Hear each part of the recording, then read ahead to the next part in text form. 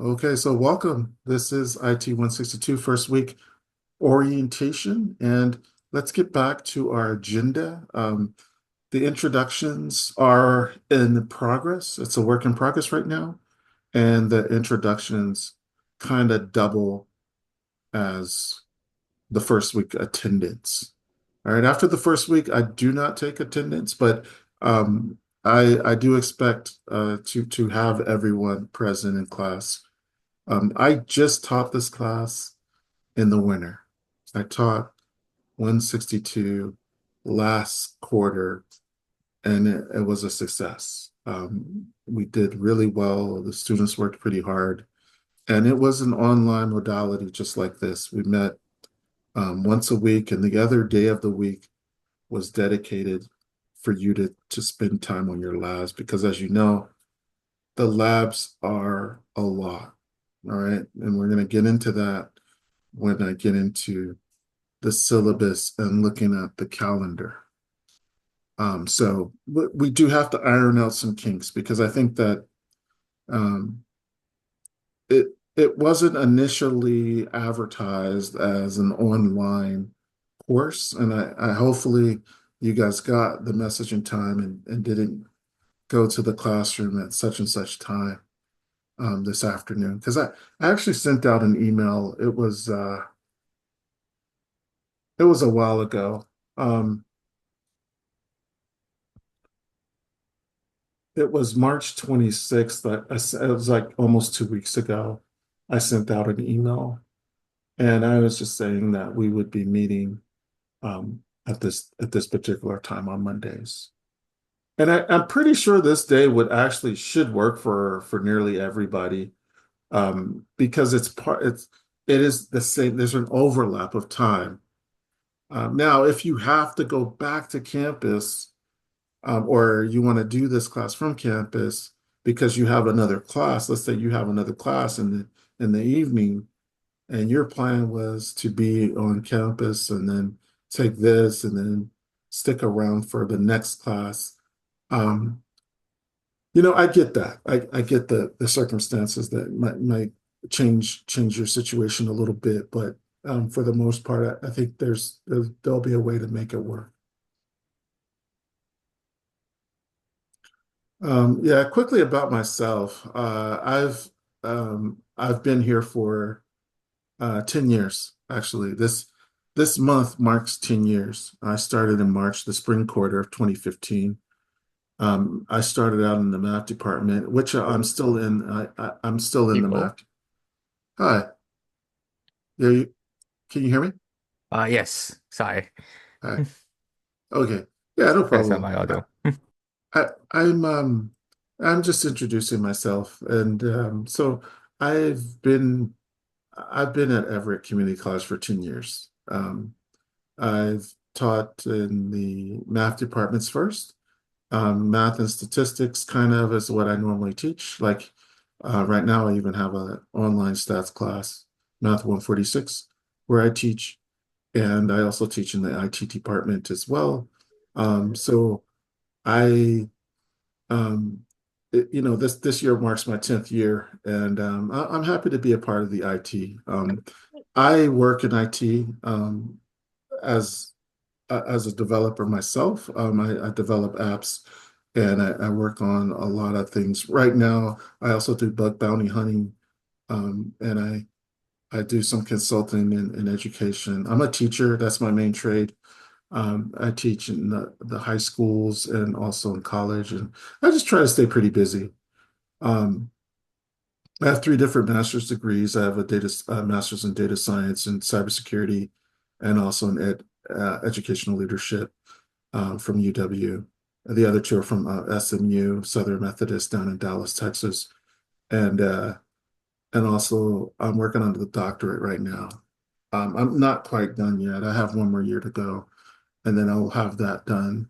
And for me, I enjoy working out as much as I can. I got to do a little bit more. I do play a lot of chess. I'm just a big in chess. I spend a lot of time. But now that I'm getting more and more into IT, I could say I'm playing less and less in chess.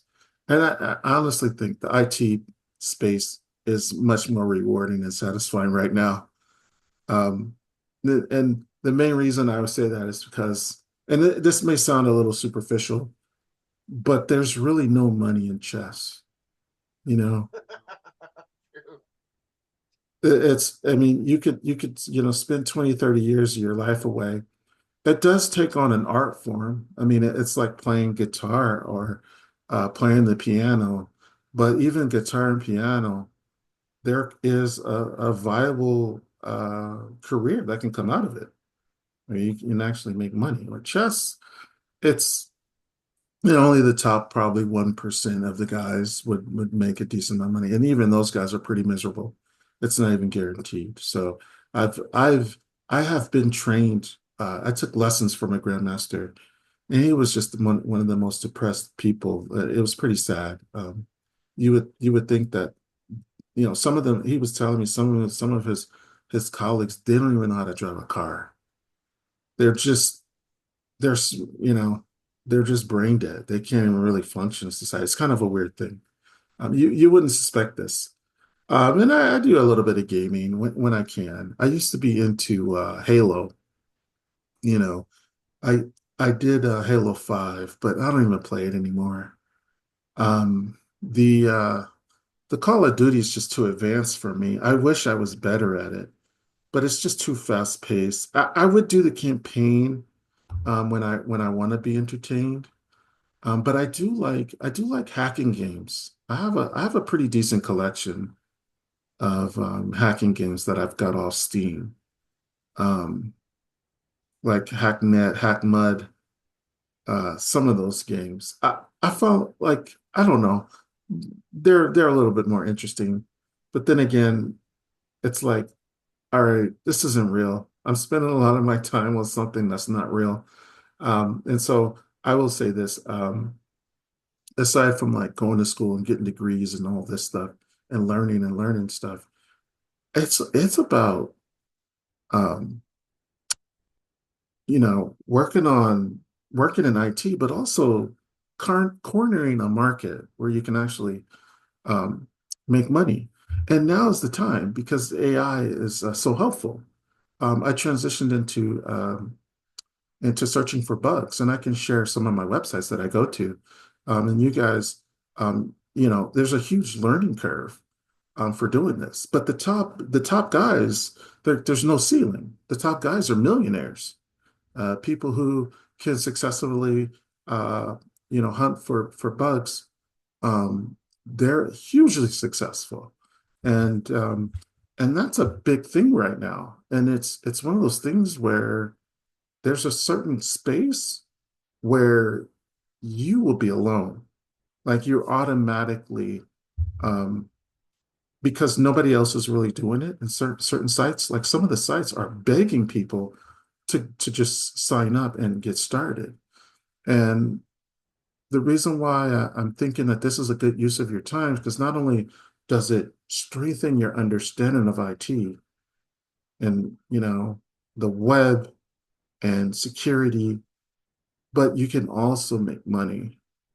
Um, and so at some point, I'm sure I'll share what I've done and some of the sites that I go to, and then you can just take a note of it or bookmark it or um, but right now I think it's all about the fundamentals. In this class, and the thing what I learned about teaching this class before, which was the first time that I ever taught it, was last quarter. I've taught usually 210 IT 210. I've done one IT 180 and courses like that. But one thing I noticed is we have a wide range of people in the class. Um, and there are people that just may have more experience than others. So the material that we go over, it may be really easy for some, and some people might be struggling with it. And so it's important for us to kind of just stay grounded and learn from each other because there's going to be situations where someone might have firsthand experience in this particular situation that we're discussing. And it would just add so much value to the discussion when people just speak up about it and unmute or even type in the chat. Um, because yeah, I don't really consider I consider myself my main profession, to be 100% honest. I'm a teacher. That's my profession. And so many of you guys probably have uh, more experience than I um, in the IT space. There might even be people who already work in the IT space, or maybe work in the helpline, or things of this sort, right? So it is, we are going to be looking for your perspective on things.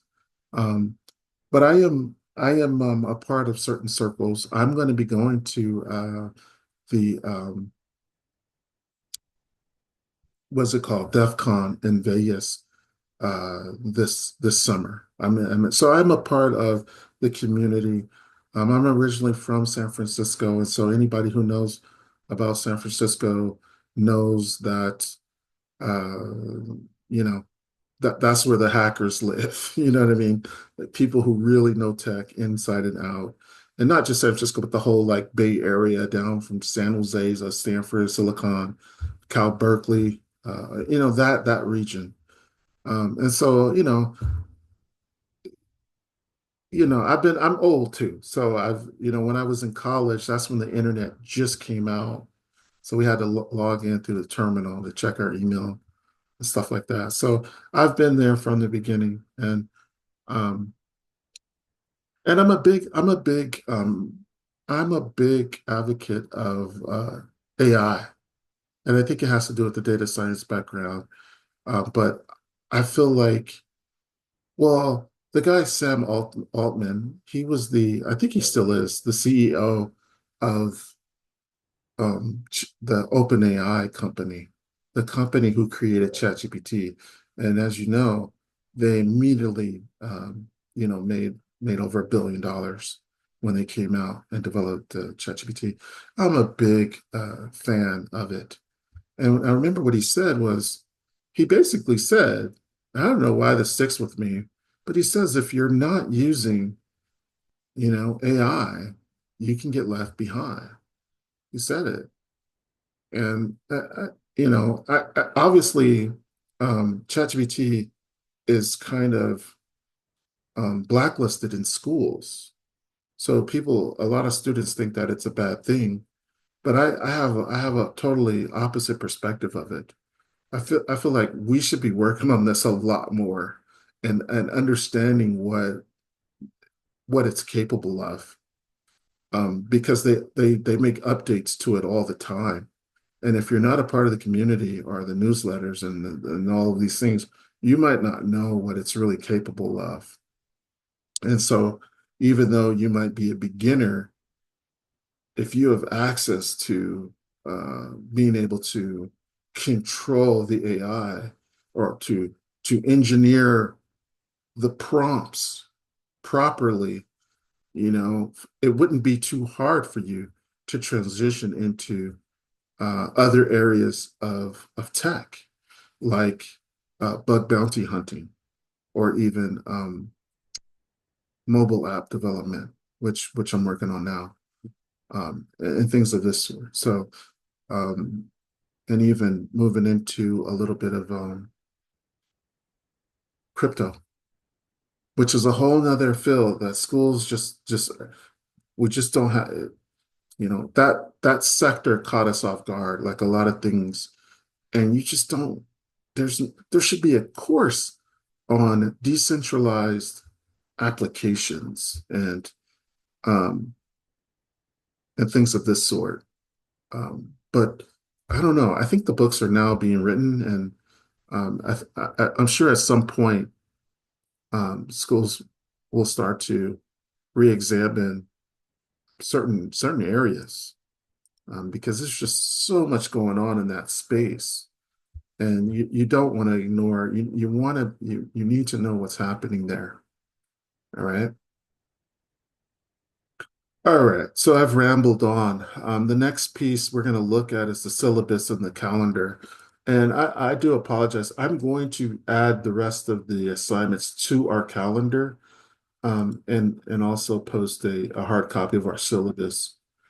This is the syllabus right now, and basically this is what it will look like too when I create the hard copy. The assignments don't have dates, but what I'll do is put Sunday as kind of like the end of the week and the start of the new week, so that Sunday night, all of week one's material will be due. Now, they're not the things can be worked on ahead of time and after. So there is no penalty for working on something later or earlier. You kind of have to work at your own pace, but I'm going to put those dates in just to kind of um, um, so you have a pacing. And so let's just go through the syllabus first, and I'll show you how the pacing works. So it's just all pretty straightforward stuff.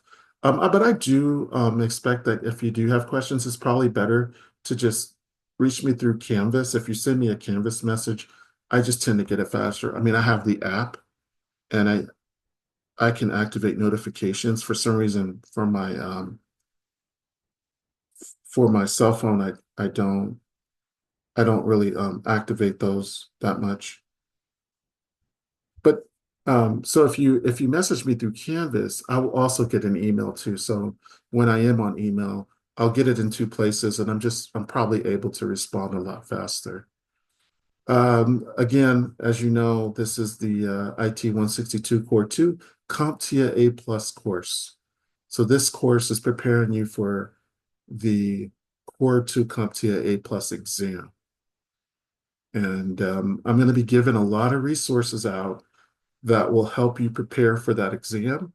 And all you got to do is take all that information, like just pull it offline, stick it in a folder so you can be organized. And if and when you take that test, you can just whip out all those materials and practice and just kind of brush up on your IT 162 skills and just take that test and pass that test. You want to get as many certifications as you possibly can. Um, the learning objectives are all here, pretty standard material. The required materials, a computer running Windows, and I shouldn't have just put Windows. It's the machine I always use, but also, it could be a Mac as well. And that's about it. The breakdown of how you're going to be graded is based on the three levels of assignments. We have level one is 60%. The level two assignments are 30%, and the level three assignments are 10%. There will not, I mean, there won't necessarily be a final exam. It's really just going to be a pre-test and a post-test. And but those two exams are in the level three category. They're just the multiple choice exams. The bread and butter of the course will be in the labs and stuff like that. Okay. And between 90 and 93 is going to be an A minus. Um, Above 93, obviously, and I would round it off. If it was like 93.5, that's closer to 94 than 93. And so you would get a 94. Well, not okay, 93.5. It's debatable. But 93.51, I think we'd all agree is closer to 94 than 93. There's a B plus, a B minus, so on and so forth. Okay. And then everything else is in here. It's just pretty much all standard stuff. And these are the calendars, and then we have the assignments. The calendars are going to have the Zoom link. Um, so it may not always be the link that I've given out today. The Zoom link, what I'm going to do is there's going to be a Zoom link button. So if we go into student view, like view as a student, let me just double check something.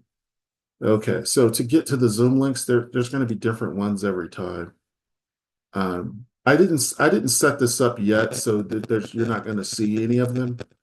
But it's just good to have different links and stuff like that. And then these links will go on the calendar as well. So all you have to do, like even if you are remote and you're like in a car or something, you're at a park and you realize that, oh wait, the lecture just started, and you happen to have your phone, you'd be able to click into the Zoom link or on the calendar that has the Zoom link, and then actually click the Zoom link, and you'd be right here, right? A part of the discussion. So that's where they'll be. But for now, it's just not there. Um,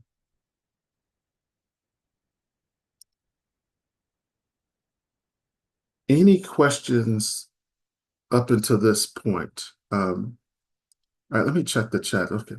What games do you play? Yeah, I like the shoot 'em up games. You know, I do. Um, I, I don't know. I never went into the military. I have such a big regret on not spending a little bit of time. I should have did it when I was in my 20s. And so, but when the games came out, the graphics got so good. I realized I'm like, I didn't. I just got to play this game and to feel like what the military would have been like. You know? Okay, probably not exactly right. Um, but and then Matt says he's from the Bay. I gotta ask more. Matt, you're from the Bay, right? What part of the Bay Area? From Vallejo. Oh, nice. Yeah, so I grew up between San Francisco and Sacramento. Um, and so, you know, Vallejo's kind of right in between there. It's good part. Good. And it's not too far away. I-5 would get you there, right? In a good 12 hours, maybe. Yeah, Um, you ever make the drive? Go through the mountains? a couple times. Yeah, it's intense. I go It's down there and intense. watch Giant teams. What's that? I go down there and watch baseball. Okay, good stuff. Yeah. Um, so yeah, let's dig in a little bit more into the Canvas. So the Canvas does have the schedule. So if you look on the main page of Canvas, it's kind of big. So let me try to, well, actually, that's not too bad.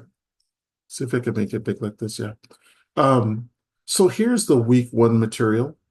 And so what I'm going to do is just group them all together. And then the due date will be um, April 13th, not Sunday.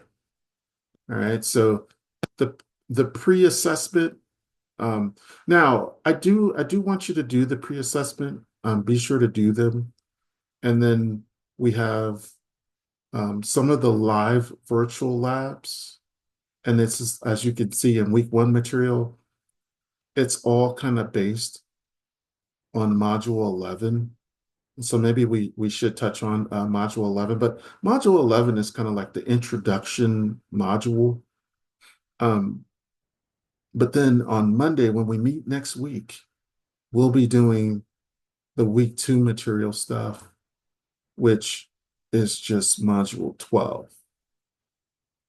Okay, so week one is starting off pretty slow, actually, right? Week one, module 11 stuff, week two, module 12 stuff, but then week three, module 13, week, this is a big week. Week four is going to be two modules because they were so short. I grouped them together. Okay. And then it just goes on and on and on from there, just like that, right? All the way, all the way through week 10, um, final week, and then some additional links here. So that's the way the calendar of our Canvas page is set up. All right. Um, Another thing is in the files section, I do have a lot of resources. I have, if you go to files and you go into ebooks, I've dropped in 3 CompTIA books right now. Um, one of them, I think it's the last one that you see on this list. I don't know what order is this. Maybe it's based on size.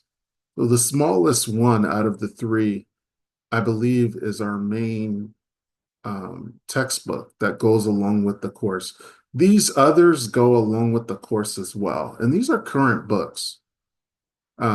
Yeah, it could be an oh yeah.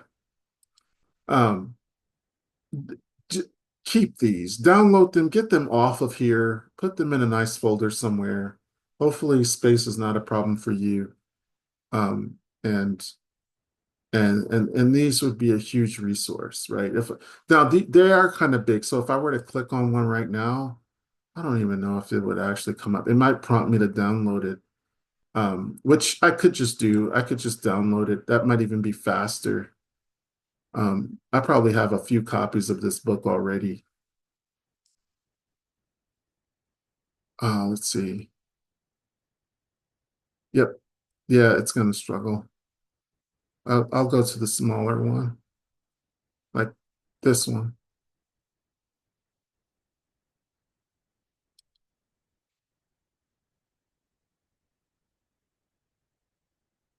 And I'm sure, I mean, I could just, it's okay if it doesn't come up, but at some point we'll be going over those books and stuff like that and here and there, and we'll look at those books a little closer together.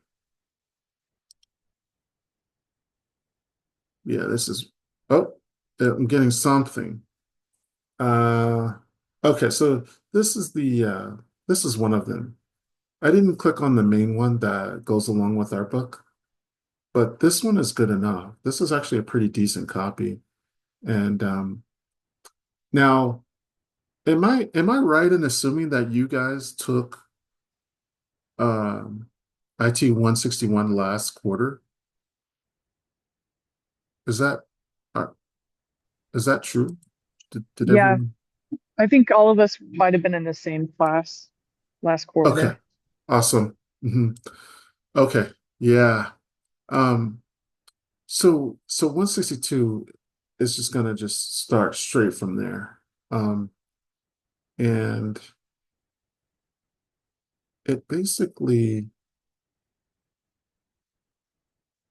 yeah, this book is formatted a little differently, but it starts here at the software troubleshooting and then it continues on. But in some of the other books that we have for you, you'll see that it will those books will be dropped right in there. All right. And then the next piece is um, the Cengage material. So if you were to click on one of these assignments, it should open up to the Cengage, and then it will prompt you to probably sign in. But I'm going to leave this view and go back to the view that I have.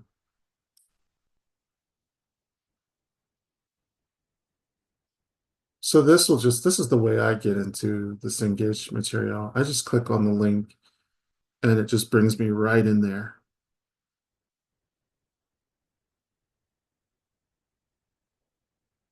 And okay, it started me to do the pre-assessment. I'm not going to do that, but let's just look at the rest of the content. Um, so yeah, this is the content and it's in order. It starts from 11, which 11 it's not much going on. It's just giving people an idea of what it means to be an IT professional and kind of understanding like a day in a life of an IT professional. And I know that there are so many levels to IT. Um, you know, I think you're going to want to dabble in a lot of different areas to find the one that you're most passionate about. And then after module 11 is kind of where it really starts. Um, module 12, installing Windows. I'm not sure many many concepts from this complex world is going to be on the actual test. Maybe a few concepts, and things of that sort. But this is a lot of this stuff might be pretty intuitive. Like you might not even need to like study this too hard to get it all right, right? It's just like, for example, business formal. Like, what does that mean to be business formal? And what does that mean in the IT space, right? And here they're saying that um, you wanna dress good, and just be comfortable. Um, so it's called business formal. So that a business formal is pretty, you're wearing a blazer, tie, dark socks, dress shoes. It's so not West Coast. Um, for women, this would be your dress pants, skirt, jacket, skirt lengths just above the knee, things of this sort. Okay. Pearls and things of this sort. Um, it's appropriate for a job interview or upper level management meeting or event. So it's kind of like the financial industry, the IT space, whereas they do have like if you ever want to work around professional people, you know, the IT space and the financial space to me are the first two that come to mind. The others may have uniforms or education like me. That's very liberal. That's where a lot of liberal people are. They just down, right? Um, but I do think IT can dress down as well. I think this is really just reserved for like they said, job interview or an upper level management type of meeting. So it is what so sometimes the name just gives it away on what it's all about, right? Let's look at another card. Business casual. Okay. So they actually define what it means to be casual and whatnot. Um, escalate, right? That's when you complain and they don't do nothing. So the next step is to escalate it. Complain to a higher level person. Let's see, what do they say? Oh, okay. There's okay. It's not always about complaining. It's to assign a problem to someone higher in the support chain of an organization. This action is normally recorded in call tracking software. So sometimes things have to be escalated. Okay. Ticket, right? I think we know what this has to do with. Sometimes when you need things repaired or a problem, you have to fill out a ticket and the ticket gets tracked. And if you are a person who helps with people solve problems, they have to actually um, resolve the ticket. And even if, you know, the problem is, oh, you didn't plug in the right cord, the IT guy is going to say, hey, do you mind just doing a ticket for this?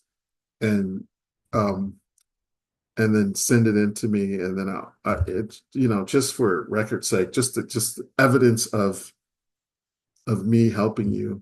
So just keep in mind that there is a formality in IT, and you when you ask someone for their help, you want to ask in a very formal way, and you want to make sure that you're filling out a ticket as well, so that's a very formal document. Um, but yeah, and then there's asset tags. Anybody take a wild guess? What is this all about? Or have you seen anything like this? Or can someone give me an example of something that, On your school computers. what exactly is on it? It's a tracking number or ID number that the school uses to keep track of this device is this specific line item on their asset inventory. Absolutely. That's it. You nailed it. All right. And oftentimes it can be like a sticker, or it could be a tag, or here it says that sometimes they contain an asset ID, perhaps a theft prevention plate. So yeah, that was good. And I think sometimes they have maybe a bar on them. So if someone wanted to verify, or a printer, and you needed help with it, they may ask for certain information on the text. You got to look for where it is. It has to be on there somewhere. It's not obvious where it is sometimes, right? So these aren't too bad. They're not too bad. Um, you know, some of them are really good questions though. So you kind of want to just always just see what the module is really about. This is like warming us up to the module. Sometimes when you start off with these terms, we kind of get a sense of what the module 11 is all about, right? I just found one. I just saw one that was interesting. It's something that's relevant to me right now. Does anybody have an idea of what a splash screen would be in your own words?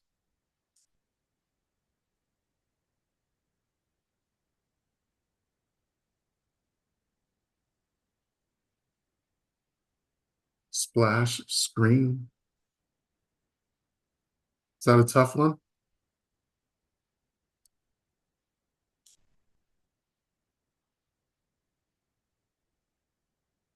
When you start, even in a video game, when you first cut on a video game,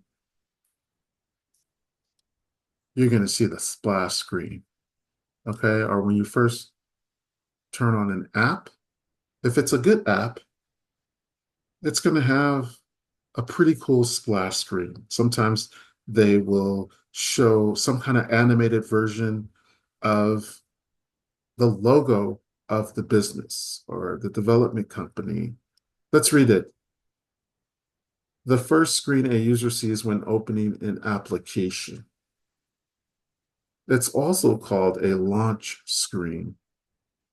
And this goes into this concept called, I'm going to write on the screen. Hopefully everybody can see this. Get a nice dark color. White's not going to cut it on a white piece of paper.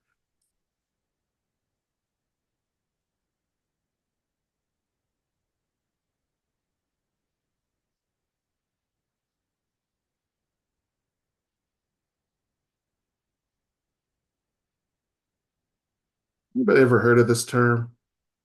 UI/UX? Heard of the UI, but not UX. What would you say UI would be? That be the I'm assuming the back end, basically the building blocks of the app or the software. Yeah, it stands for the user interface. And the UX is the user experience, right? So the user interface is it intuitive to navigate the system? Like if you turn on a brand new video game, you know, what is the interface like? How is it laid out? How is it organized? And also the UX is the user experience. Like this is a thing. Like I could build one of the greatest apps, something totally new and revolutionary. But if I don't have a good interface and user experience. It looks like something from the 1980s. Very basic and clunky. And the graphics are no good. No one's really gonna enjoy the app, you know? I think our standards for UI, UX as humans are really high. Um, and so you've got to have a good splash screen, and that plays into the UI, UX aspect domain. And this is a whole new sector. This is like an entire field is dedicated to UI, UX type stuff. Okay, so there's a lot in there. And so I don't want you to feel overwhelmed because there's actually some of the material in there is just an awful lot. And so then I'll show you that if you go into, let's go into assignments. The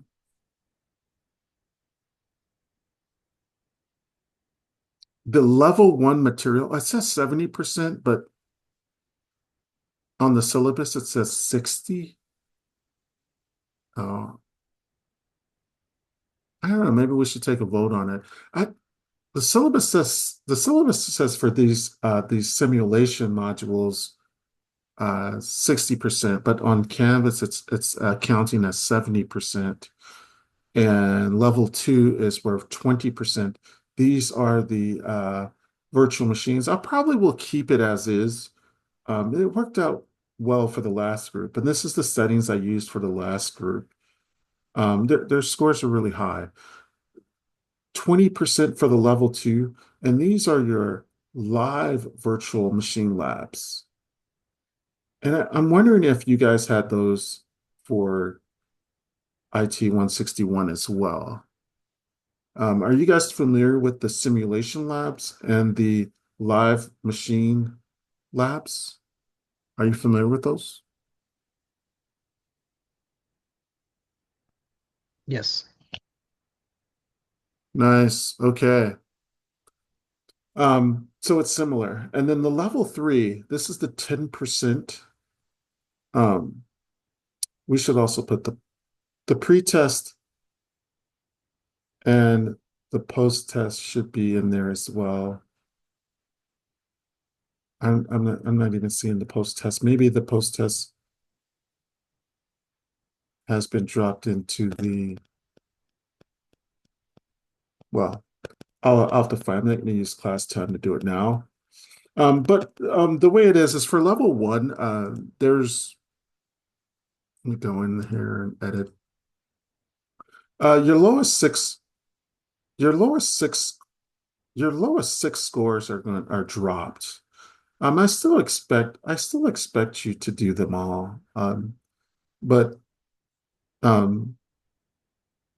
it's just so much. I'm going to be honest with you. But let's count how many we see. There's 1, 2, 3, 4, 5, 6, 7, 8. I lost count. Let me try that again. 1, 2, 3, 4, 5, 6, 7, 8, 9, 10, 11, 12. Okay, I stopped at 17.2. It's just 12. 13, 14, 15, 16, 17, 18, 19, 20. This is 1 point. It doesn't count. I'm gonna move this to level 3. So I just lost count again. 1, 2, 3, 4, 5, 6, 7, 8, 9, 10, 11, 12. 17.2 is 12. 13, 14, 15, 16, 17, 18, 19, 20. So out of the 20, the rule is 14 of them will count. Actually, I take that back. One of these, now this is weird to see this. Now, someone says, well, why would you drop one of the highest scores? Well, I'm a statistics person. And if it's true that you drop 16, maybe if you drop 6, which is a lot, someone might think, well, I don't have to do a lot of them. I can just do like 10 of them and I'm good. Well, no, this is encourage you to finish them all. So it's your lowest 6 scores in this category will not count, uh, and your higher scores will. So this is to your advantage. In the level 2 sector, the rule is 4 of them will not count. So 4 of them will be omitted, and the rest will. And I think there's about 20 of these as well, right? 1, 2, 3, 4, 5, 6, 7, 8, 9, 10, 11, 12. So 12 at 14, 14, 1, 13, 14, 15, 16, 17, 18, 19, 20, 21, 22, 23, 24, 25, 26, 26 at 27, 28, 29, 30, 31 of them. And then for the level 3, there is a rule for the level 3s as well. It's 10%, and only one of them will be dropped. So we want you to do all the quizzes as well. So your grade is going to be comes from the 3 different levels of the course. And I'm going to adjust the syllabus to say 70, 20, 10. This is a good combination. And it worked out for the other group as well. So I want to see you guys do well, and I don't want you to feel bombarded with all of the material. Okay.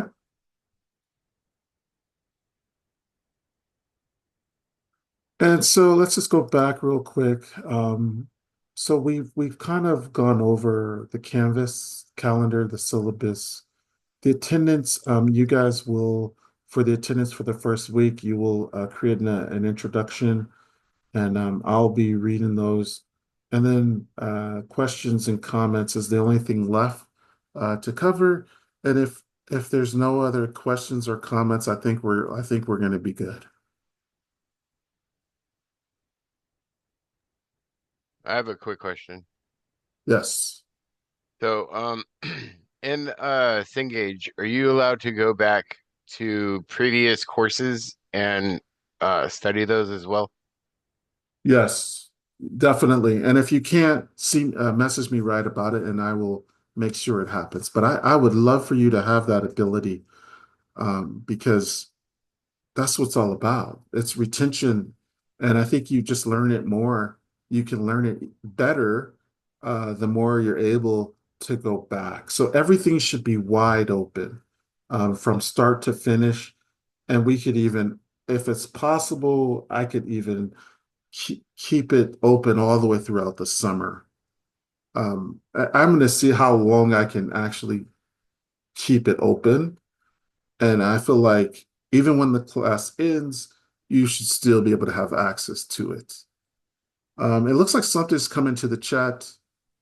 I'm not able to access my previous course for IT 161. The ebook license is wiped off of the account. Well, for me, I've actually posted a PDF of the ebook, so that's not going to be an issue. The book is in the files. I found it. I found it online, and I'm giving it all to you.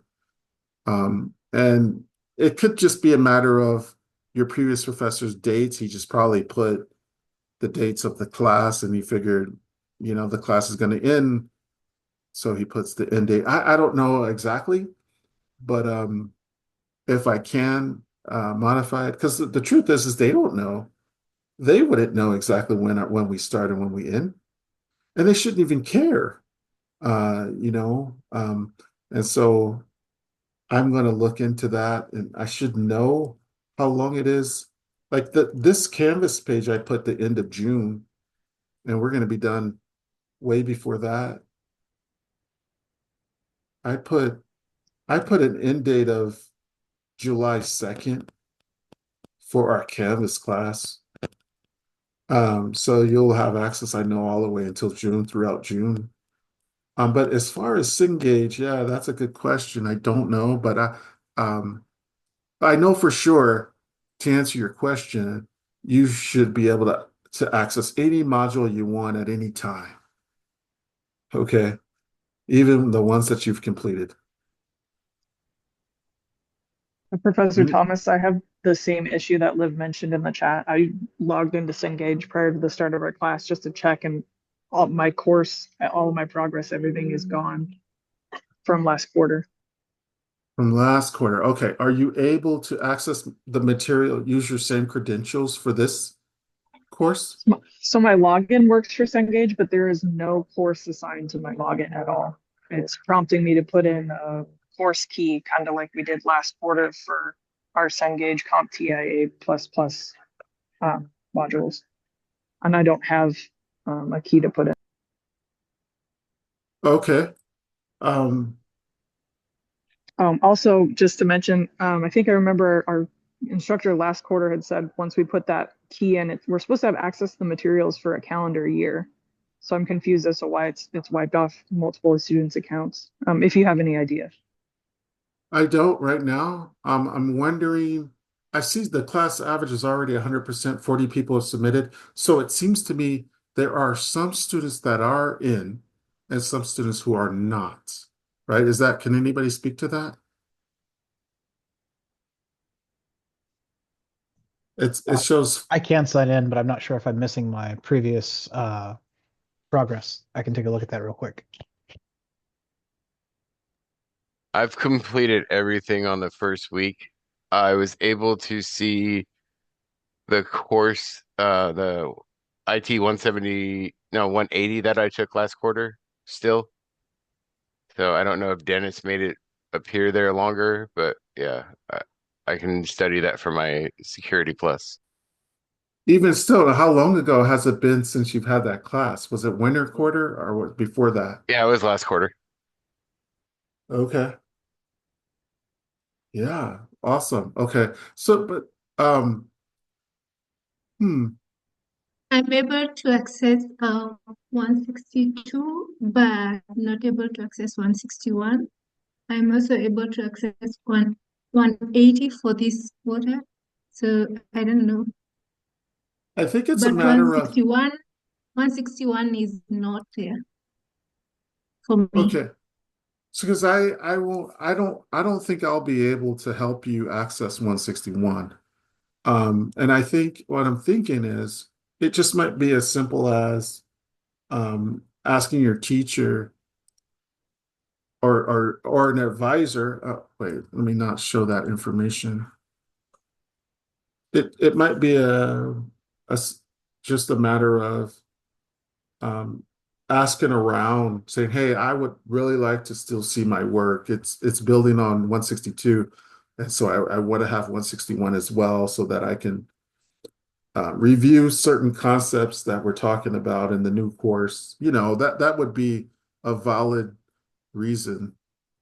But for some reason, I'm not even able to go into settings because I'm wondering how will course settings. Here we go.